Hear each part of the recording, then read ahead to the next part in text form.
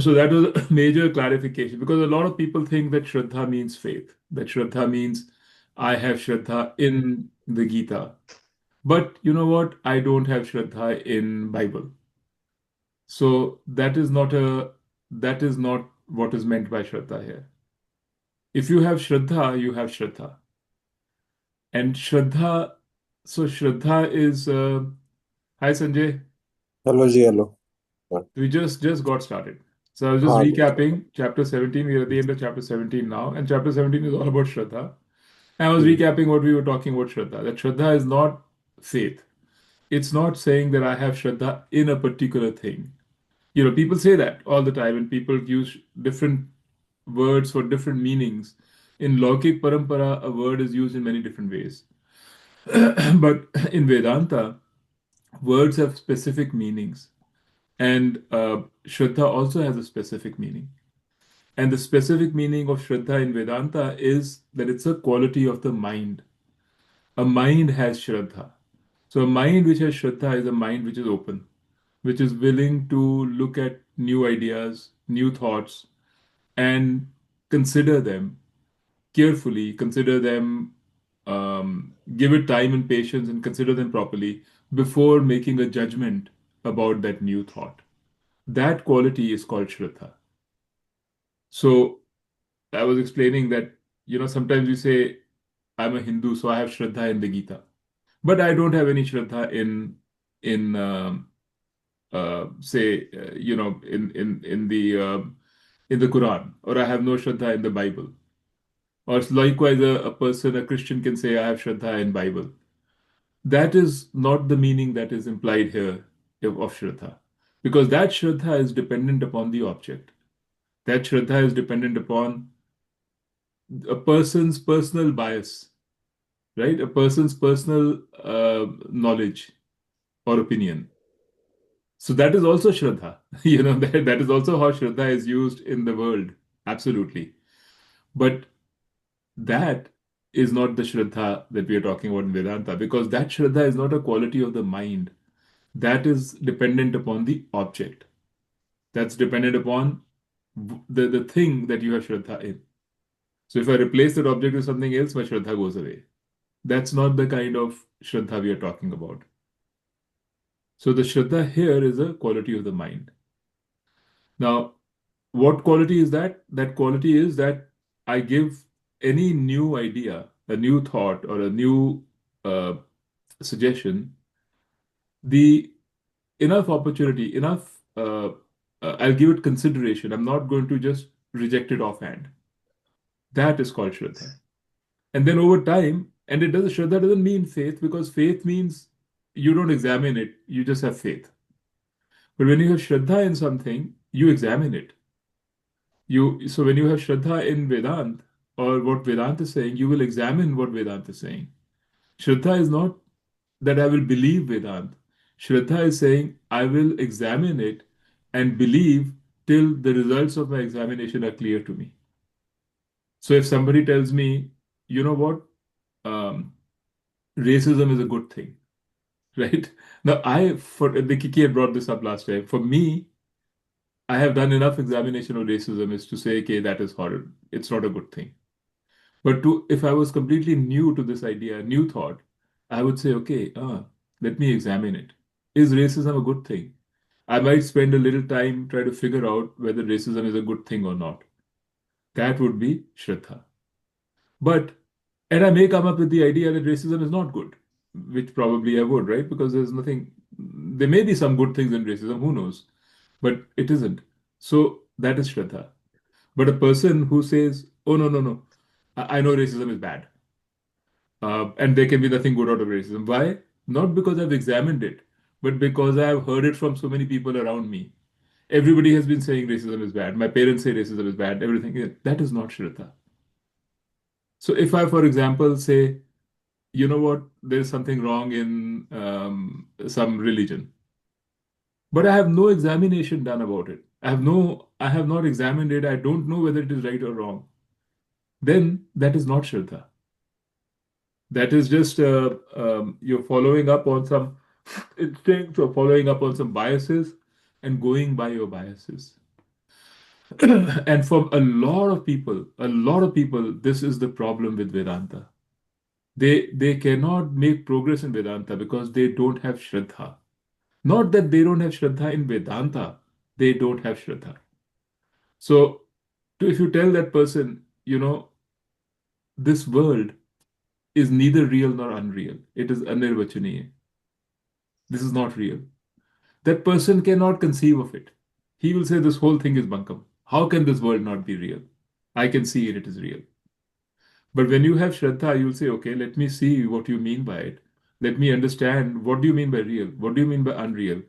What do you mean by this world, right? What is real if this world is not real? Being willing to go through that examination and say, uh, I will give it the opportunity, I'll give it the time, that is Shraddha. And that's a property of the mind. It requires a very strong mind and a very objective mind and a very self-confident mind to have Shraddha. To be able to trust something and give it space, give it an opportunity, is not the sign of a mind which is not strong. A weak mind will run towards biases. It'll run towards the security of biases. It'll run to where everybody is saying the same. Everybody is saying one thing, so I will also go there, because that seems to be the camp or the thought which is being followed by a lot of people. So that is the opposite of Shraddha. So what in chapter 17, Bhagwan Krishna's entire focus has been on the requirement on the importance of Shraddha. And there are, like, all over the Gita, you'll find, Shraddhavan Labhate Brahma, that kind of statements. And he has described the three aspects of Shraddha, the tamasic, rajasic, and so on and so forth. And then he's also talked about the different other qualities which uh, which are part and parcel of Shraddha. So we went through all of that last time. We are left with the last one. In the end, he describes Om Tat Sat. He says, what does Om Tat Sat mean? So these are three words: Om, Tat, and Sat. And in the Upanishads, as well as any of the other smritis, everywhere you'll find these words, Om Tat Sat. So Om actually means Brahman. So uh, Om means Brahman, and you can see this in various Upanishads. In fact, there's a very famous Upanishad, the Mandukya Upanishad, which is all about Om. And there's a statement also, a Mahavakya, which goes like Om iti etad aksharam idam sarvam, right? So this Om is aksharam, it's unchangeable, idam sarvam, everything else, everything around here is Om. Iti etad Brahma. So this is Brahman. So that's what they describe Om as. And so every Upanishad would bring it up in some way or the other. So Om is a symbol of Brahman. Similarly, Tat is a symbol of Brahman. When we say Tattvamasi, Tat means Īśvara, or Tat means Saguna Brahman, or Nirguna Brahman, same thing. And Sat also means Brahman. In the Chāndogya Upanishad, that is where Sat is featured prominently. There's a mantra which says, in the beginning there was only Sat. There was only one Sat, and it was Ekam Advitiyam, only one, non-dual. That was the Sat, and that is referring to the Brahman. Now, the point is, it's also true when you go through the Brahma Sutras, they will also tell you that this is what the Advaita Vedantin, this is what the Vedantin says. Om means Brahman. What would Sankhyan say? Sat. In particular, about Sat, there's a big controversy or a big debate, because Sankhyans don't admit to Brahman, right? So Sankyans interpret Sat as Prakriti, is their cause of the world. So in the beginning there was one Sat. That's what the Upanishad says. They say, yeah, there was one Sat, and Sat is Prakriti. Correct? So everybody has their own interpretation or whatever of it. But as Vedantans, we are looking at Vedanta, In Vedanta, Om, Tat, and Sat, they mean Brahman or Īśvara. And that's what this he's trying to say. And the reason why he's bringing this here is because he's saying, you remember he said that in the beginning of within chapter 17, Bhagavan Krishna had said that if you're doing the ritual properly, if the ritual is done, if to give to for the ritual to be sattvic, for the ritual to give you the benefit that you want, it should be done properly in accordance with in accordance with uh, the Veds, the instructions of the Ved. If you don't do it properly and in accordance with of the Ved, you're not going to get the benefits of the ritual. Now he's saying, if you say Om Tat Sat, when you're doing the ritual, and you'd say it with Śraddhā, right? Which means you say it with uh, with an open mind, with a mind which says, yes, I'm willing to understand, I'm not suspicious of the ritual. Then that ritual becomes sattvic. Even if you made a mistake, the mistake is not counted. In other words, if your belief is there, your intention is there, you want to do the right thing, but you've forgotten something, you kind of made a mistake because you're a human being, then that will still count as a sattvic ritual. So Om Tat Sat these words have the power when spoken with Śraddhā to overcome mistakes. So that's how he ends the chapter on Śraddhā. So he says that Śraddhā is so important that when you even say Om Tat Sat with Śraddhā, that sort of it can override a lot of mistakes. You just say Om Tat Sat with Śraddhā, and that is all. That's all that is needed. So he's trying to show the importance of Śraddhā. That means the importance of having an open mind, of being willing to let the teaching in, to be willing to let the teaching of the Gita or the teaching of the Vedanta in your heart so that you can examine it, not create a barrier right up front and say, this is stupid. I don't believe it. Or how can this be true? Not have suspicion. Doubt is one thing, suspicion is another. That's the other thing he says. Doubts are a sign of intelligence, that you're trying to understand, so you have a doubt. That's a good thing. Suspicion is the counter of Śraddhā. When you're suspicious, you've already made a decision in your mind. You said something is guilty. It's not innocent unless proven guilty. So the Śraddhā can actually be defined as innocent unless proven guilty. So till you can prove it guilty, it is innocent. That is Śraddhā. Okay. So any question on this one? On chapter 17 or Śraddhā or anything?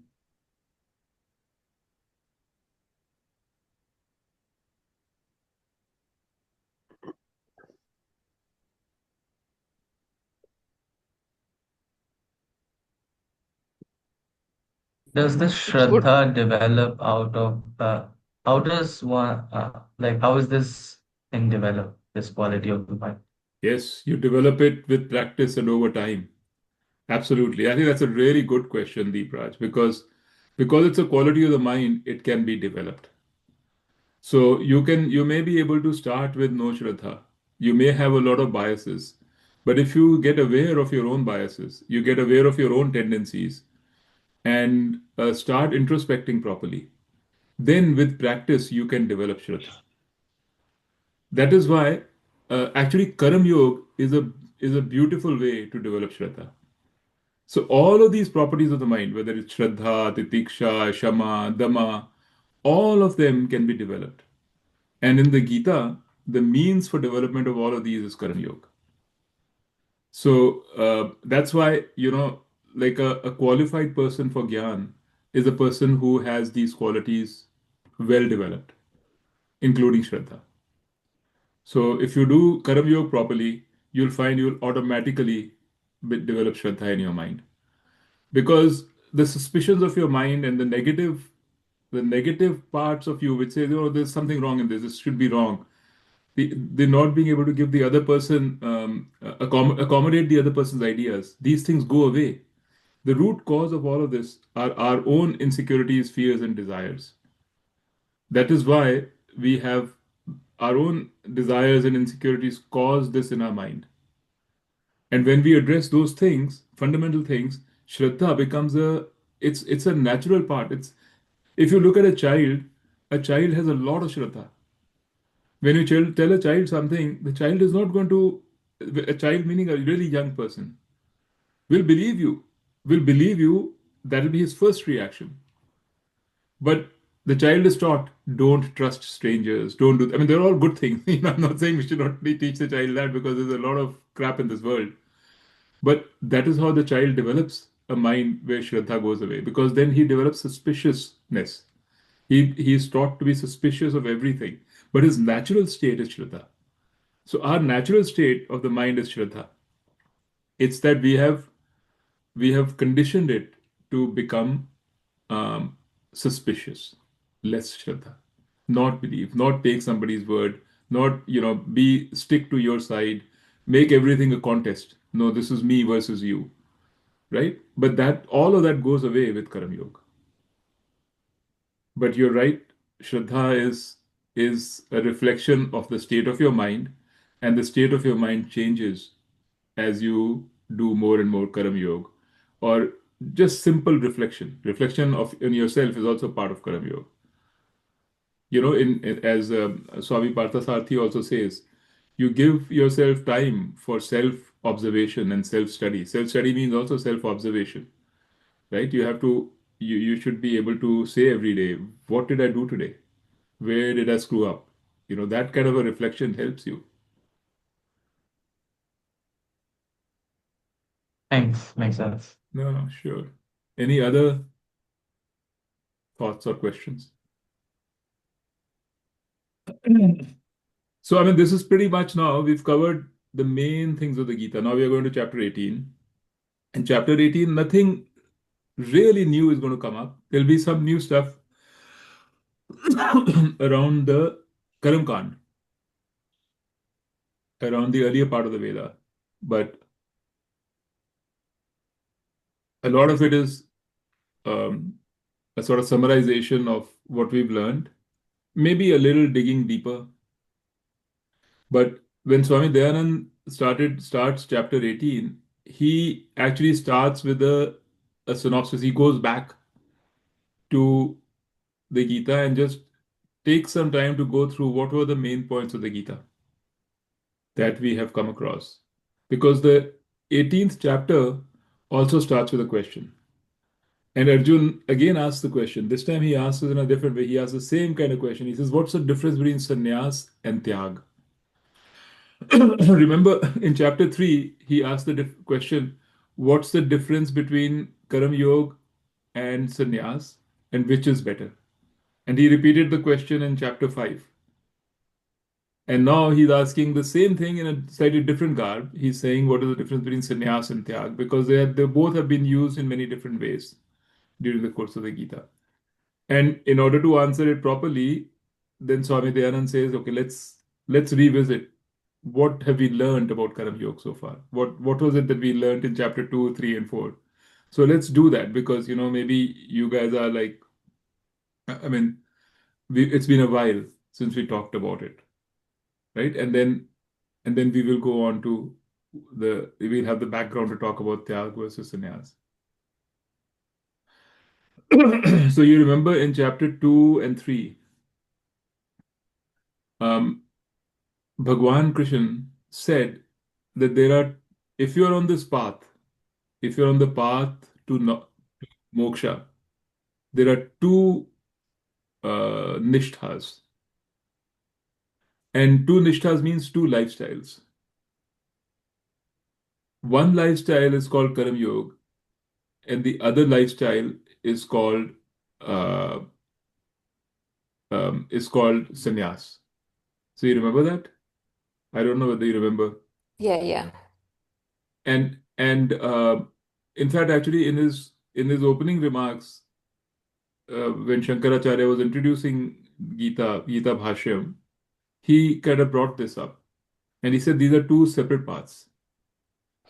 But the point is, when Arjun was going into battle and he asked Krishna Bhagwan, when Krishna Bhagwan was started with the Gita, Krishna Bhagwan told him in chapter 2, he said, uh, moksha is about gyan, about knowledge, self-knowledge. And you need to know that you are uh, not subject to death. You are immortal. You're Atma. You're not this body, mind, you're Atma. And the Atma cannot be killed, was never born. It's eternal.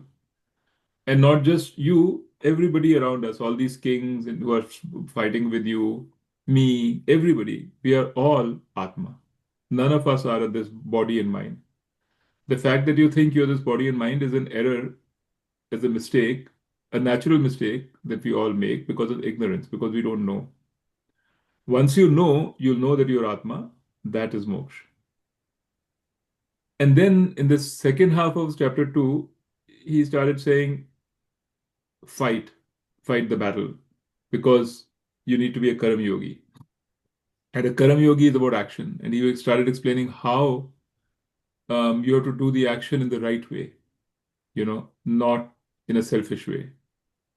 And that doing action in the right attitude is called Karam Yoga. So he was saying two different things in Arjun's mind. In one place, he was saying knowledge is important. And in another time, he was saying action is important because Karma Yoga is all about action. So Arjun said, you're confusing me. I don't know now which of the two I should follow. Should I go for knowledge or should I go for Karma Yoga? So here, uh, Bhagwan Krishna and Shankaracharya, they basically say that Arjun was talking about two niṣṭhās. Niṣṭhā here means a lifestyle. That a person can follow one of two lifestyles. Either you can follow saṃnyāsa, which means you don't do karmas. तुमने कर्म त्याग दिए, and all you want to do is pursue knowledge. And when you get, because self-knowledge is what gives you moksha. So one lifestyle is that of a sannyasi. A sannyasi lifestyle means that the sannyasi will detach himself from the responsibilities of this world and completely focus on gaining knowledge. It's a direct path, right? Because knowledge is what gives you moksha. So he's saying, I'm just going to go for it. And there's another lifestyle, which is the lifestyle of a Karam Yogi. Karam Yogi does not detach himself from the responsibilities of the world. A Karam Yogi continues to do all the things that he was doing, continues to do be a father, be a mother, be everything, continues to be a productive member of the society.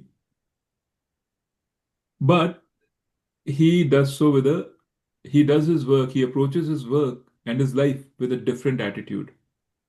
No longer this attitude of, I'm doing this to get some results for me because I want wealth, because I want this. No longer with a passion for or a desire for results, but now with a passion or with a purposeful sort of guided by his purpose. More that I want to do the right thing rather than I want to get the right result. So that niṣṭhā is Karam Yogi. So both of these are lifestyles for a seeker. They're both different from the samsari. Samsari is living in the world, and that's what we've been doing all along, all this while. We've been worried about results. We've been, constantly thinking about how to do better, looking outside us for happiness. That's what a samsari is. But both of these guys, sannyasi and the Karam Yogi, they both realize that I am not going to be getting anything by looking outside of me. I've done enough of that, and I realize that my answers are going to be coming from within me, not from outside of me. I have to find my happiness in me. So it's all about changing me, not changing my environment or changing my circumstances. But both of these are legitimate lifestyles for a seeker, for a person who's looking for knowledge. So Gita tells you that there are two lifestyles. You can choose one. Either you can be a sannyasi or you can be a karma yogi. So that's what Krishna Bhagavan was telling Arjun. And Arjun said, now you tell me, which is better. What should I do? Because on the one hand, you tell me all this sannyasi, itne gyan hota hai, ye hota hai, and then you tell me be a karma yogi and fight. I don't know what to do. You've confused me. Tell me which one. And then Bhagavan Krishna said, karma yoga for you. Why? because because he explains that sannyas is not about leaving this world and going to the jungle. That's not sannyas. Sannyas is about your what is happening inside of you. Sannyas is an internal perspective, not an external thing. So for that, a sannyasi says, I am going to stop expecting from people, from things, and so on. I am going to focus my mind on Atma Gyan. I'm going to just focus my mind on God. And he said that it's not possible for most people, unless you are some sort of an extraordinary human being, it's not possible to do that because we've lived in the world for a long time. So we have a lot of desires, we have a lot of habits. So we're always focused towards these things. So to suddenly say, I'm going to just drop off and become a sannyasi is not going to lead you to any success. In fact, actually, you will be more depressed and you will be more out of place and more unhappy because your mind is not ready. There's no preparation done for being a sannyasi, right? You have a scattered mind. You have a mind which is drawn to external objects. You have a weak mind, in other words. No value judgment, but you can say weak, meaning like not ready. So, what does Karam Yoga do? Karam Yoga also leads to knowledge, and Karam Yoga also leads to sannyas. But it gives you time and it gives you sadhana, time for sadhana, time for you to prepare your mind before you enter into sannyas. And the sannyas of Karam Yoga doesn't mean that you're going to leave the world and go be a sannyasi. You don't change your lifestyle. The sannyas of Karam Yoga is called Gyan Karam Sannyas. It's how you do your job. That's what you do with your job. That is what will progress, and that is where the sannyas comes in. So Karam Yoga is meant for all of us. And that was his advice to Arjun. And what is Karam Yoga? He said, you start, in the beginning, your mind is very, you can't be a Gyani right away. So you start by first recognizing Īśvara, by first understanding that there is something called Īśvara, that Īśvara plays a role in your life. Now you can think about this Īśvara as an individual or a being, if you like, or you can think of Īśvara as the intelligence of this world. But recognize that there is a force which is not you, because you think about yourself as an individual, right? That's what a Karma Yogi is doing, thinking of myself as an individual. So this, I'm not asking you to, Krishna Bhagavan is not asking us to change that perspective yet. He's not saying think about yourself as the Atma. That is too far away. Right now, you continue to think of yourself as the individual, right? That's fine. But recognize that there is an intelligence in this universe, whether you call and that is called Īśvara, whether that is a form or it's present anywhere in the universe, that's up to you. But there is an Īśvara which has a bearing on how this world works, and it has a bearing on you. You are part and parcel of that intelligence. Understand that. You are not running the universe. That intelligence is running the universe. So understand that. Then he said, you need to have a clear, well-defined purpose. He calls it Eka Buddhi and Vyavasayatmik Buddhi. So Eka Buddhi means single purpose, and Vyavasayatmik Buddhi means well a certain purpose. You need to know, okay, what is my purpose? Because that purpose is what gives you motivation. So you think that motivation comes from results. No, motivation actually comes from having a purpose. And all great people who've done great things, whether it is Mahatma Gandhi or whether it's Jeff Bezos or whoever, they've all had a purpose. A purpose which went beyond just simply making money or not, profit and gain. So there was a real purpose. And when you have the purpose, you don't think of results. You don't think of whether I've got my result today, this is going to give me good result, bad result. You think of the purpose. That's the true motivation. So you need to have a purpose. And for a Karma Yogi, your purpose needs to be moksha. Your purpose is very clear, has to be very clear that my purpose is to find my happiness within me. That's my purpose. That should be Vyavasayatmik Buddhi also. It should be a a certain purpose.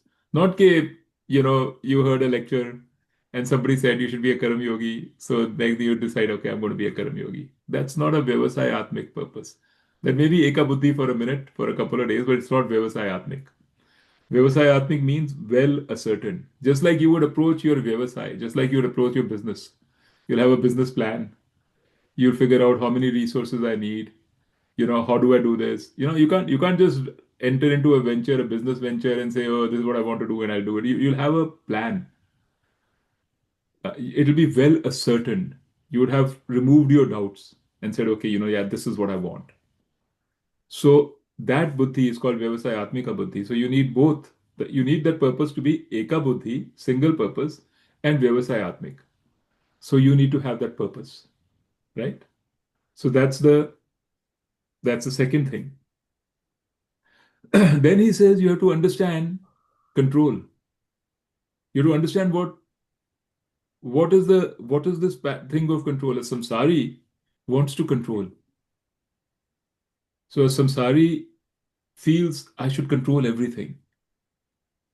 And I should control people who I love, my children or my parents. They should do what I want the world to be orderly. I want the world to be doing what I want it to do. I want control. Once you know that there is an Īśvara, you realize that this control is a myth. There is really no control. And you have to accept that there is no control. So as a first step, he says, figure out what you have control over. You can say, I have control over my actions. Okay, I can kind of do my actions, relatively speaking. But I don't have any control over the results. I really don't. If I try to control something over which I have no control or very little control, all that's going to do is increase stress. Because you can't control it. You think you want to control it, you can't control it, then you'll blame yourself, oh, I couldn't do it because it's my fault, I couldn't control it.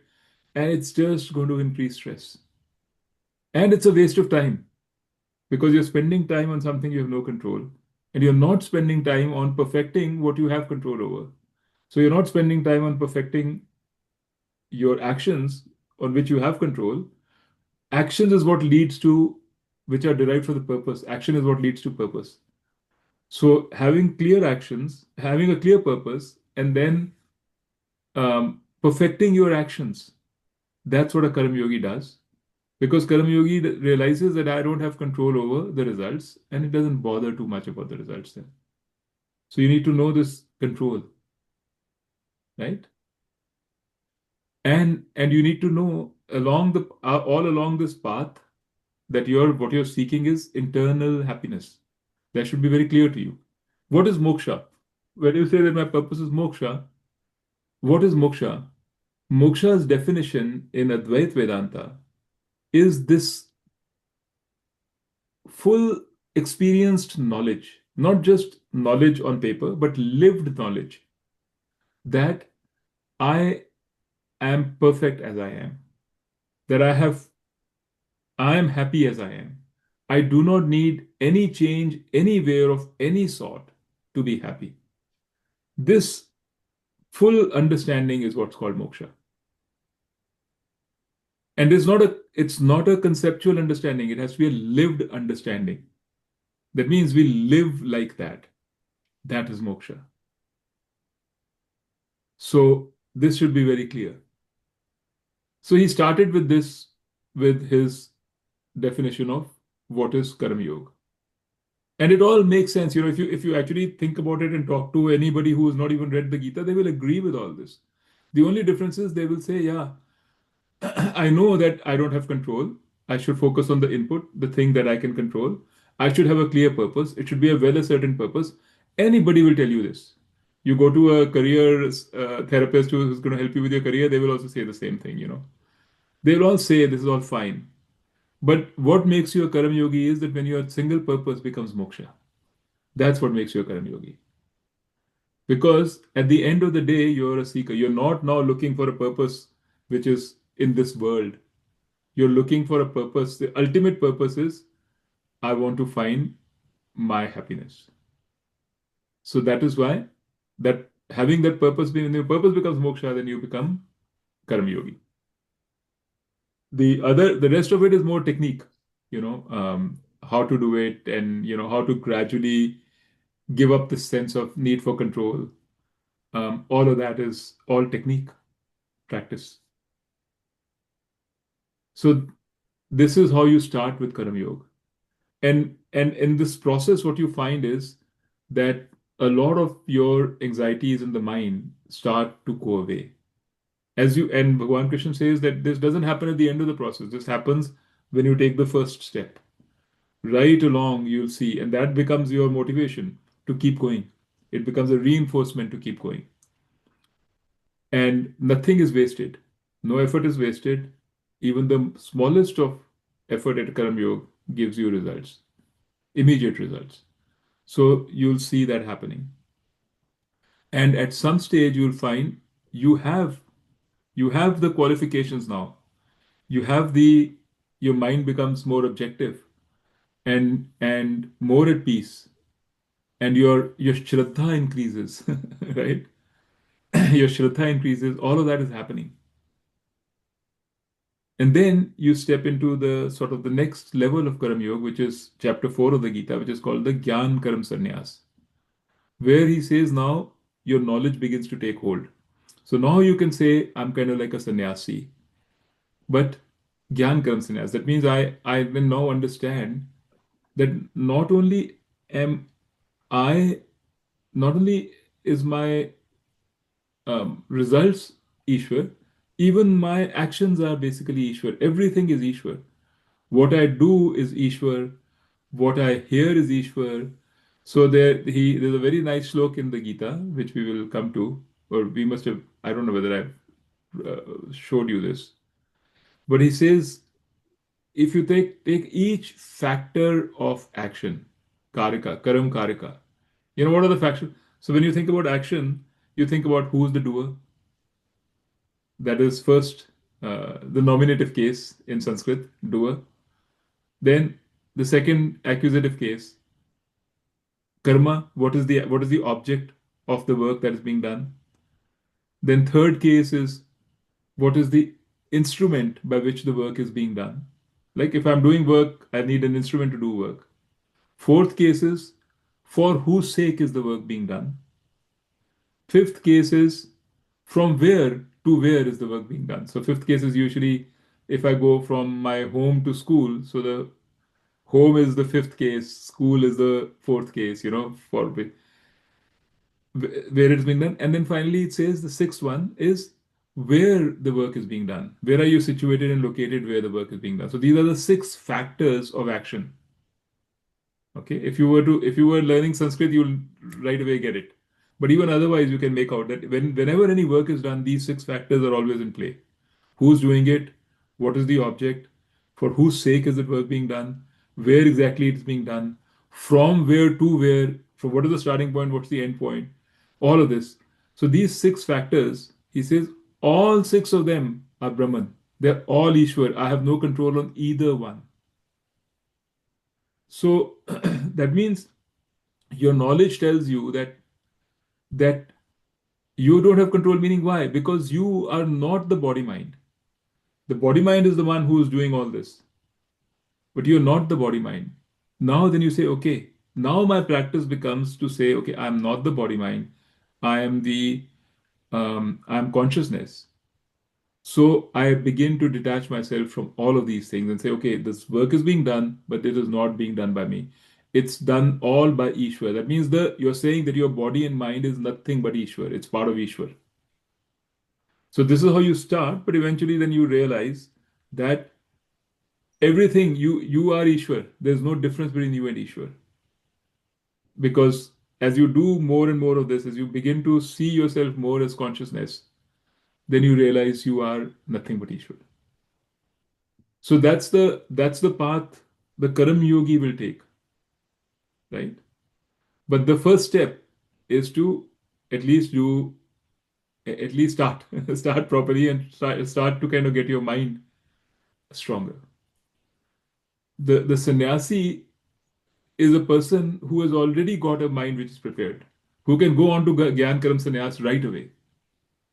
What does a sannyasi do? Sannyasi is basically doing Gyan Karam Sannyas. Sannyasi goes um, to the jungle and starts meditating. He starts studying and everything, but at the same time he's meditating. He's already saying, "Yeah, I am not me. I'm not this consciousness." And Gita tells you, you cannot go there right now.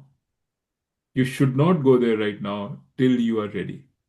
And just some people who are ready for sannyas, the 1 in 1,000 or 10,000, because of whatever, because of the way they are born, because of their good luck, because of past karmas, whatever you want to call it, they can become sannyasis now. And there are some, right?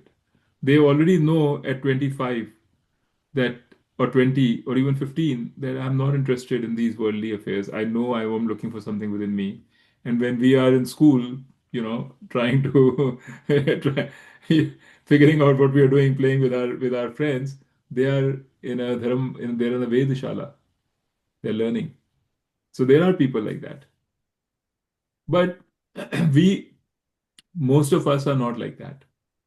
Arjun was not like that, however capable he was. And therefore, Bhagavan Krishna said, be a Karam Yogi. Right?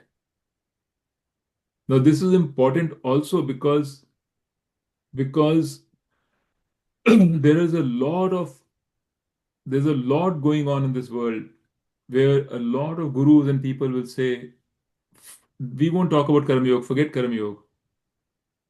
You are consciousness. Let's go directly there. There's even something called the direct path. So you'll start learning your consciousness. I'm consciousness. So we'll start learning and we will start thinking and wanting ourselves to be consciousness. But it's not possible. And Gita is saying, Vedanta is saying that it is not possible. Because while you're also learning all these things about sannyas, you need to also understand what is readiness of mind and why that readiness of mind is important. There is no point if you're in nursery or KG to pick up a high school book and say, I'm going to learn. Because you can try all you want. You're just going to frustrate yourself. But if you pick up a nursery or KG book or the first standard book, the next step, you will actually make progress. And you will be happier because you will actually be seeing the progress. You'll be happier. And then you pick up the next one, and then you pick up the next one. So that's the teaching of the Gita. Okay? And you'll make faster progress too, because in 11 years you will reach 11th grade. But if you are a nursery student and you pick up a 11th grade book and you keep reading it for 50 years, you'll still not reach the 11th grade. You'll still be in nursery. Correct? Whether you believe it or not is a different thing. This is what Gita is saying. You got to figure out whether you believe it or not. So this was the background to Karam Yoga that Swami Dayanand in his book he mentions at the start of chapter 18, just to remind us about these two schools. And then because the first part of the discussion of chapter 18 is going to be about this only, about niṣṭhā, about the sannyas versus tyag, and it morphs into karam yoga versus sannyas. And what does tyag mean and all. So this is an important aspect to understand properly and absorb. So any questions on this? On the two paths, sannyas and karam yoga? Any question? Anything?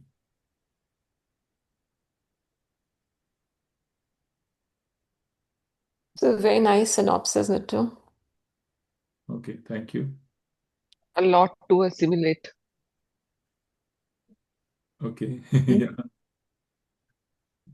Sanjay, any question?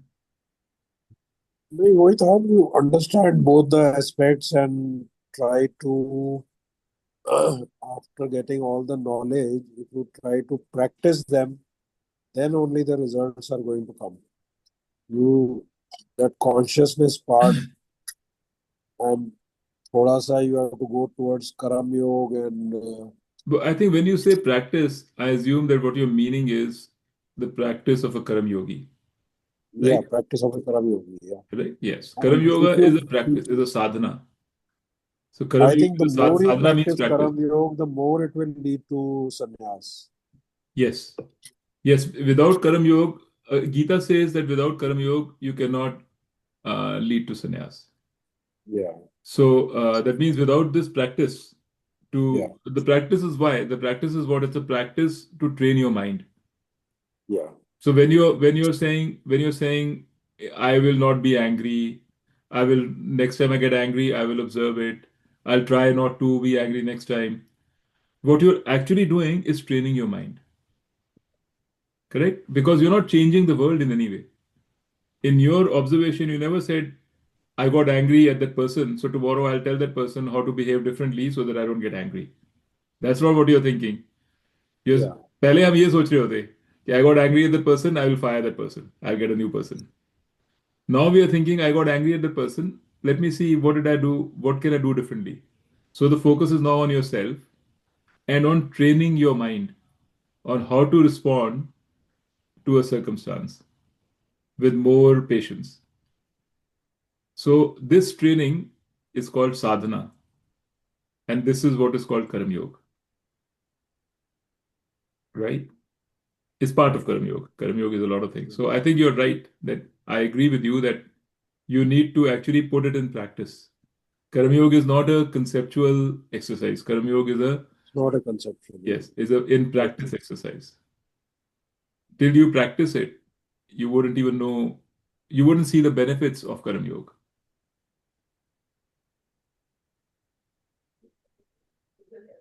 You have to That is practice it and analyze your thought process and your actions.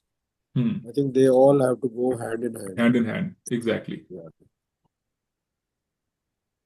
And at the same time, in the back of your mind, you know that your aim is to become more and more at peace and find that peace from within yourself, right?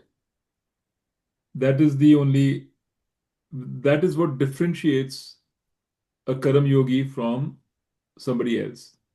Because even let's say you were a leader of a corporation, and as a leader of a corporation, you realize that in order to be successful as a leader of a corporation, I need to control my responses. I can no longer have the luxury of just firing off, emotionally responding to everybody. Because everything I say is now analyzed deeply by all my employees. So you have hundreds of employees. कोई कुछ कह रहा है, कोई कुछ कह रहा है. If right away you start engaging with them and coming down to their level and shouting with them, then you will not be respected as a leader. So as a leader, you might know it's important for me to control my responses and my temper. So you'll do the same thing that a karma yogi does, which is you will analyze yourself. You might even hire a coach, and the coach will tell you, yeah, let's look at what you did. Let's see how you can respond better. Why did you respond like this? You'll do all of that. everything. But you are not a Karam Yogi, technically, because your objective, your purpose is still in the material world. Your purpose is to become a better leader. Why? Because you want to make more fame. You want to be a famous leader. You want to make more money. You want the next promotion. You'll be a Karam Yogi if your purpose was moksha, which means your purpose was to get internal, to get joy internally, to identify, to figure out your own nature, to figure out that your nature is of complete and happiness. When you have moksha as your purpose, then you become a Karam Yogi. So that is also important. So maybe right now you are not thinking of moksha. You are just thinking about controlling your action and controlling your behavior. And that's fine. That's okay because you're still preparing your mind. And maybe one day you will say, no, I mean, this is all good, but actually I want to know my own nature. I want to know who I am and what I am, right? That's totally fine too. But I think what you're doing and have always been doing since the time I know you, I mean, recently, is exactly what Karam Yoga is asking us to do.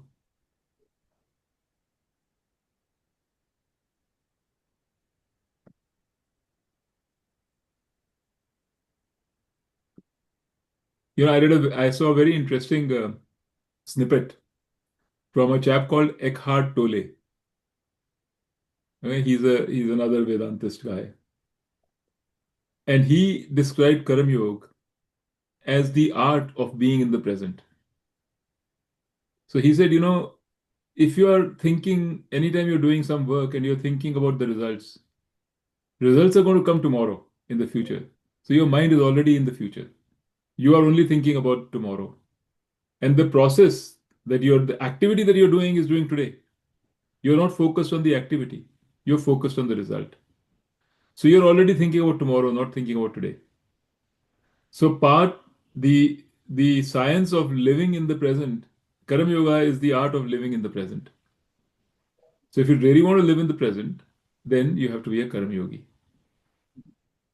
And he gave some very good examples of how even in corporate life, you can if you're entering into a contract negotiation with somebody, then he described how you know if your mind is already on the result, you won't be effective in the contract negotiation. You wouldn't be able to understand. You have an opportunity to connect with the person in front of you. You have an opportunity to engage with him, understand everything about him, and so on, and really enjoy the process. And you are giving up on that. And the other person will also know that your interest is not in him. Your interest is only in the end money. So he will also not respond very well to you. It's an interesting episode from him. Okay, guys, say something, man. I mean, I just kept on talking and talking.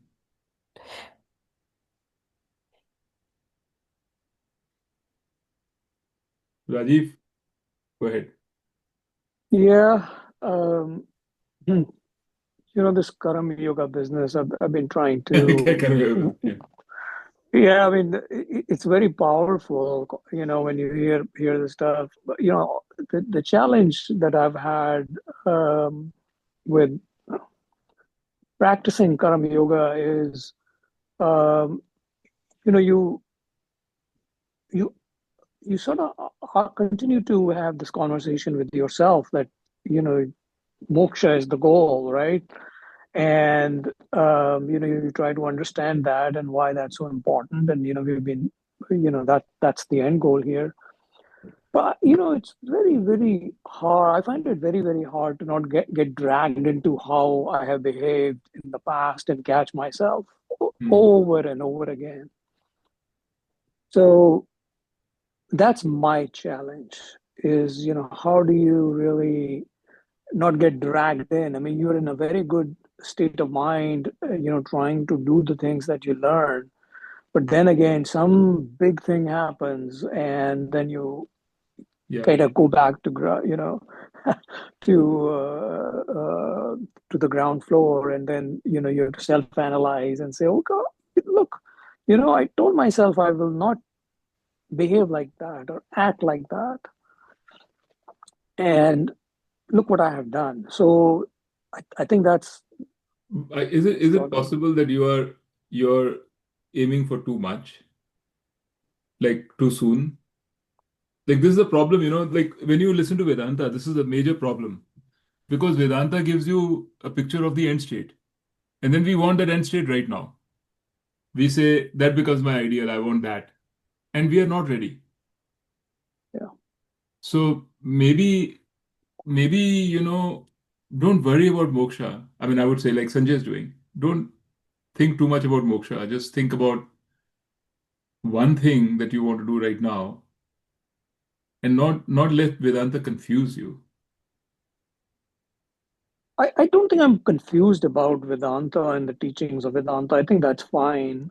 I just feel like, in multiple cases I've had like 2 steps forward and then 3 backwards again. Three And back or I'm one just, back? what's that? Three back or one back? Whatever, If three back, just, three back means I you're don't net measure it back. that way, but the thing is, you think you're making progress, you're in a good state of mind, you're not dwelling on things that you've dwelled in the past.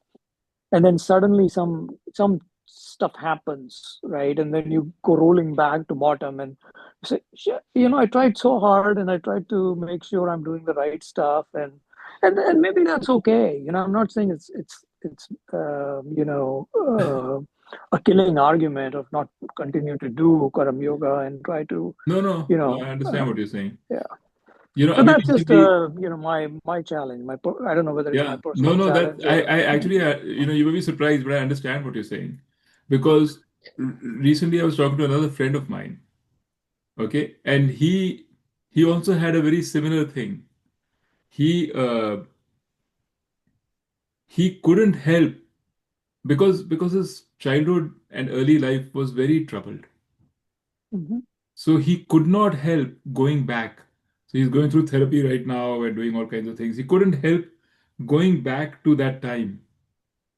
Um, and whenever he used to go back to the time, it was always like, oh shit, why did all this happen to me? Maybe there was a good reason. Then you start rationalizing that time.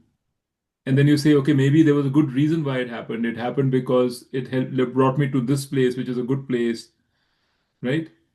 And you can't, so you keep going back to some behaviors of yours which were less than ideal, which now Mhm. with hindsight you can say are less than ideal, or some circumstances which are less than ideal, and you keep thinking, like you get drawn to that. And Swami Paramarthanand, in one of his lectures, was it Swami or somebody else, he said, when the problem is we think that by trying to analyze our past, by trying to go through in-depth analysis and finding out the reasons and all that, we will overcome our past or we will get rid of the thoughts. And he says, no, that is not true. Because if you engage with your thoughts in any way, whether it's by judgment, whether it's by rationalization, whether it's by trying to understand them, whichever way you engage with them, you're adding fuel to the fire. So he said that the only way to deal with these thoughts is to let them come and let them go, is to not engage with them. Because they will make you analyze. They'll make you say, like, why did I do this? What was the cost and what was the benefit? You'll still be whatever way you react to them. You're already engaged with them. You're already interacting with them. So they will come up more. So just let them pass. Just accept that shit happened in your past, that you made mistakes. You're not perfect, right? Like nobody is perfect. I mean, I can tell you hundreds of mistakes I made. Each one of us has got that. Maybe you Yeah. made more than the next guy. But there are many others who made much more than you, I can assure you. There's mental asylums are full of people who had lots of issues. So you just have to accept that, shit happens. And it happened to me. And we move on, you're still Brahman. Nothing will change that. You're talking about your mind and body, which you're identifying with very strongly, and that's why you're saying, "Oh, all this happened to me." That's okay too. It'll take a while for you to lose that identification. But I like the word. I like that. Which is that movie which said "shit happens." There was some movie. Anyway, you don't have to have a reason and a cause for everything. I don't know whether that works for you, but I found that I helpful. think in certain situations it does. In other situations, when you have like deep-rooted fears of some kind, right? Yeah. They come from nowhere again and start to play with you, right? Yeah. Rajiv, can I share something that so I am also working on similar stuff, and something that's been helping me Okay, sure. is self-compassion, or inner child work. This is something that Hmm. Carol had also told us a long, long time ago, and it's Hmm. something that is coming up again for me. Is when this happens, to have an attitude of compassion and kindness towards yourself who's made the mistake or whatever, Yeah. is to really start with that, because without that, it seems like, at least for me, it adds on to what's already happened. Then there's Hmm. like, oh, why did I do this, da, da, da, da, other less. And if we have an attitude of compassion towards, um, if I have found towards my anxiety and my fear, that that is helpful. That helps. Yeah. Yeah. And Okay. then the other thing to realize, that everybody is in the same boat. It's not just me who does it. Everyone does it. It's just part of being human. Hmm. Well, that's good. Good input. Thanks. Okay. Mukta, anything from your side? No, I was just thinking what Rajiv was saying, and then I think we are all conditioned. So much conditioning is there to think in this way, not in the Karam Yogi way, but in the normal way, plan things, do them with a goal. Abhi ho gaya. You just tend to forget that it has to be, we don't have to think of the result. We are just conditioned to work with the thought of the result. And I mean, you don't even give a second thought to it. But of course, with this knowledge and learning, we do have to give a thought, and I think we have to try to do it. That's it. That's how I understand it. And also, when we were saying, I think it like this, that thinking of getting moksha, I find myself for myself, I think it's Too far uh, away. too long term goal. वह उससे पहले short term goal, if I think of purification or antakarna shuddhi with this karam yog, I think that would be probably a short term goal and more reachable probably. Yeah. That helps me.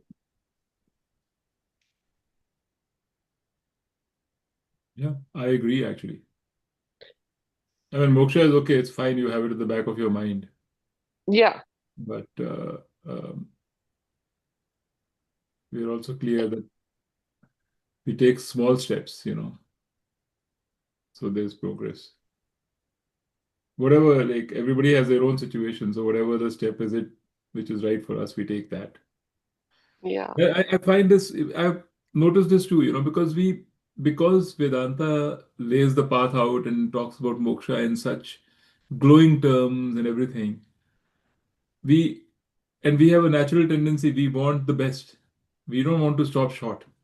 Why should I not have the best? And the best is moksha. Why shouldn't I get moksha? Correct? So moksha becomes another object that I want. You know, I want No, more. that is true. Like that is the ultimate goal. Of course, the Antakarna Shuddhi is the stepping stone to that, Yeah, but basically. moksha is not something, Then moksha is only not you something that you will understand that ever gyan. get. Moksha is not like, it's not an object that you want. Anyway, yeah, that's Yeah. true. That's true. So we neglect the immediate step that has to be taken of, just changing my behavior right now, that we forget, we neglect, and we keep thinking of the more Yeah. important ones. Sanjay, anything from your side? मुझे तो नींद आ रही है बहुत ज्यादा. I know. Let's band karte hain. I think we should call it a day. Okay. Yeah. Okay, so next time we'll Okay. start with the chapter 18 ke actual shloks. हाँ. Okay. And it's a long chapter, but we'll see. We'll take the important points. Well, Dheeraj will, I Yes. think, Okay. go through the time switch, right? So what is the plan for that? I don't know, yeah. I mean, already Well, this guy is falling asleep. Yeah, I know. no, I If we don't make think we it, can. if we make it 10:30 for him, iska to nahi hona. No, I think we should follow what we did last year, right? Which What did we do was last year? I forget. I think the India time remained the same. I think Okay, we so we started just at 8 Yeah. o'clock. in the US, yeah. Okay, We started Yeah. at 8 in the morning here. okay. We'll do that. Okay. Okay. Okay. Okay. Bye. All right, guys. Bye. Bye. Bye. Yeah.